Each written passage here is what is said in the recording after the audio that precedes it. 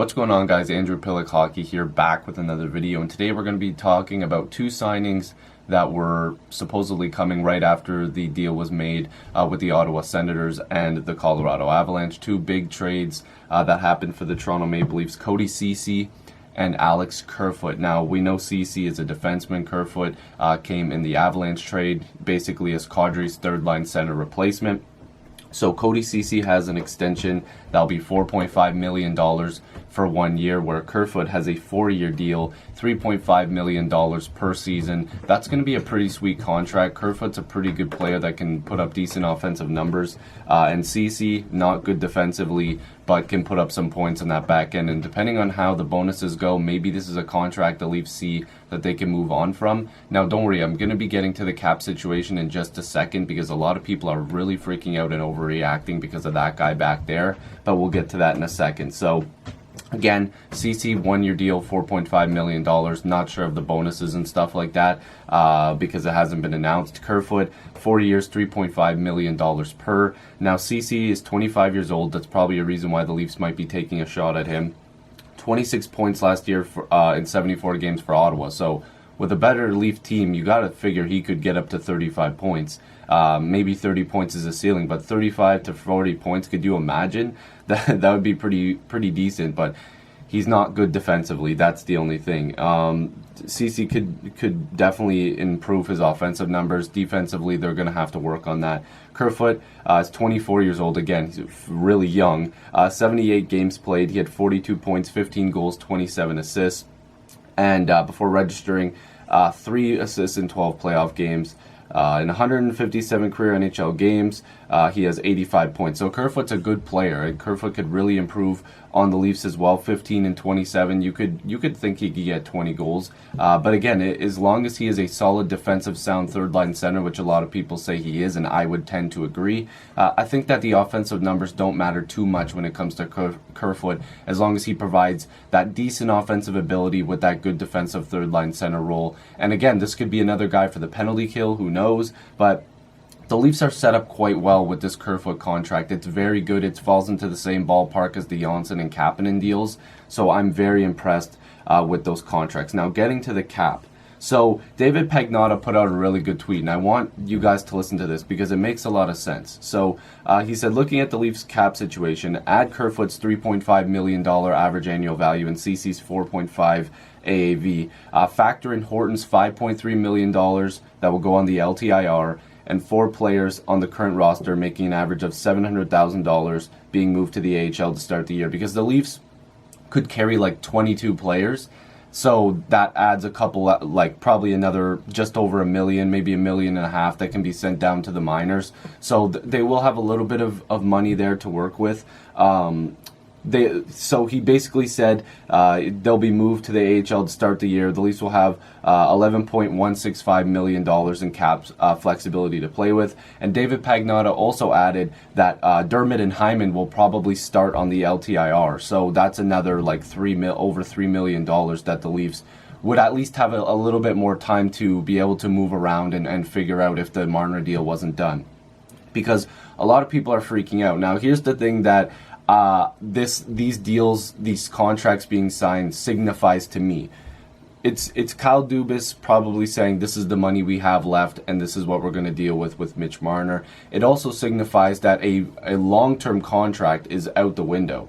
So this means that the Leafs and Marner's camp might be looking at a 3-year deal. Elliot Friedman said maybe they try to do a 3-year deal at $8 million and then try to convince Marner and his camp that in 3 years he can hit a home run with a massive contract of like $13 million plus per season. Because you got to remember, an expansion team is coming into the league. Seattle's coming.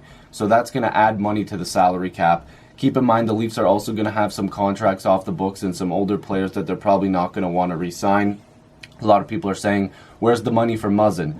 I don't think Muzzin's a guy that's going to come back. If anything, they would re-sign Tyson Barrie, and then the Anderson and Riley contracts are going to be coming up. But when you have guys like Matthews and Nylander, Tavares, all these guys who are already kind of set in place, you got Kerfoot, Janssen, Kapanen, all these players all over the team that are locked into place, you can worry about a couple guys with more money. So, and especially if you can get that Marner deal done, and then in 3 years you deal with it again. which I think the Leafs would be okay with doing at this point, because then it actually helps them have a little bit of cap freedom, like of a couple $1 million.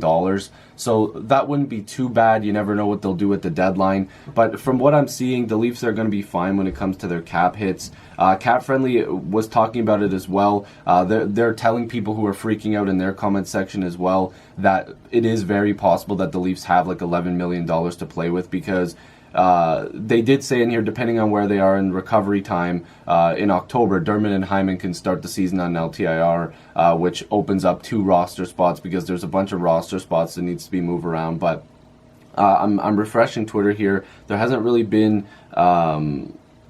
any, other tweets regarding what's going on here. So I don't know. I think that it's going to be fine for the Leafs when it comes to getting the Marner deal done. I'm under the impression that the 2 or 3 year deal is probably where it's going to end up. I know 2 years sucks, but it could be 4. But I really think it's going to be 3 in the $8 to $8.5 million range, which could end up being a little bit more than what Dubas wants to pay. But as long as this Marner deal is done, it's going to be good. Now, I actually want to find another tweet, because Jeff Viette had another really good tweet. Now, I know a lot of people seen the other day the Sebastian Aho offer sheet. Now, the thing is he brought up a really good point. Jeff Viette tweeted, "I'd rather have 4 first-round picks than give Marner 35 to 40% more than what Aho signed for 3 days ago. This should be a no-brainer." The fact that we're still having the conversation that he wants $12 million talk after a comparable, which would be Sebastian Aho, not exactly because Aho had 83 points or whatever, but it's not that big of a difference. He said, "Lots of very smart people say better. I'll stick with comparable. Player signed at an $8.5 million offer sheet shows how well Marner's agency did in setting a price via the media," which means basically what he's summing up in these tweets is you're not going to pay Marner 35 to 40% more than Sebastian Aho when Aho's not that much different when it comes to, like, especially that amount of a percentage. So you're not giving Marner $12 million when Sebastian Aho was in the market price, and what he was willing to sign was like $8.5 million. That doesn't make Aho that doesn't make Marner a $12 million player. That actually decreases Marner's value, because a lot of people are saying once that contract was signed, a lot of people who represent the big RFAs left, like Rantanen and Point, whatever, are probably going, "What the hell, man? Like, why are you signing that cheap of a deal? Why are you accepting that cheap of a deal? All of the RFAs out here are supposedly trying to get double digits. Like, why are you signing a team-friendly deal when, we're trying to get the big dollars here?" A lot of these players are not that far apart. Sebastian Aho and Mitch Marner, I'm sorry, I know Jeff Viette said that there's people that think that Aho is better overall, but I'm under the impression that Marner's better. I would think so, and that's not the bias in me. I just look at the points, I look at what they do on the ice. I think Mitch Marner's more valuable, but I don't think Mitch Marner's $12 million valuable. I don't think Mitch Marner's 11 or 11.5 valuable. I think top end, Mitch Marner is a $10 million player in this situation. If he signs a 3-year deal right now and adds to his legacy with another couple 90-point seasons, and then even if he has like an 80, 85-point season, whatever, or even if he has 3 80-point seasons, he can go out there and demand $12, $13 million in 3 years. He can demand that much in 2 years. But right now, after one gigantic season, he can't just get this massive contract and become the highest paid player in the NHL, or one of the highest players in the highest paid players in the NHL, and the highest paid winger of all time. It doesn't make any sense.